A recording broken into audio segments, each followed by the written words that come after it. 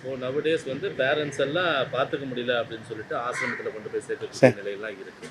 So அப்படி இருக்கும்போது அம்மாவை வச்சுட்டு இந்த மாதிரி ஒவ்வொரு இதுவாக ஸ்டேட்டாக சுற்றுறது வந்து எப்படி இன்னும் இந்த ஹாஸ்டலில் விடுறவங்களுக்கு வந்து நீங்கள் என்ன சொல்கிறீங்க விரும்புவீங்க? தாய் தகப்பனார் வந்து பேசும் தெய்வம். தாய் தகப்பனார் நம்ம கூட வாழும் தெய்வம்.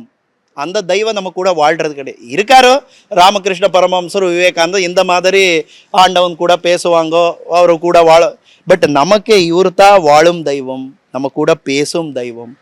சின்ன வயசு இப்போ சொன்னிருக்கேனே, நம்மோட பிறந்திருக்குன்னா இது பின்னாடி லட்ச லட்ச பிரார்த்தனை இருக்கு. என் தாய் தகப்பனார் நமக்கு தெரியாம குடி கோபுர போய் கோயில்களை போய் சாது சத்புருஷரை மீட் பண்ணி எனக்கு நல்ல ஒரு சந்தானம் கொடு அப்படி ஆண்டவன் வேண்டிக்கிறார். லட்ச லட்ச பிரார்த்தனை இருக்கு. அவரு நம்ம வயிற்றுல இருக்கும்போதும் அவருக்கு என்னென்ன இஷ்டமோ அதெல்லாம் விட்டுட்டு நமக்கு எதுவும் நல்லதோ அது சாப்பிடுவாங்க. அவருக்கு ஒரு ஸ்வீட் இஷ்டம்னா ஐயோ பிள்ளைக்கு அது ரொம்ப கஷ்டமாயிடும், அது விட்டுடுவாங்க.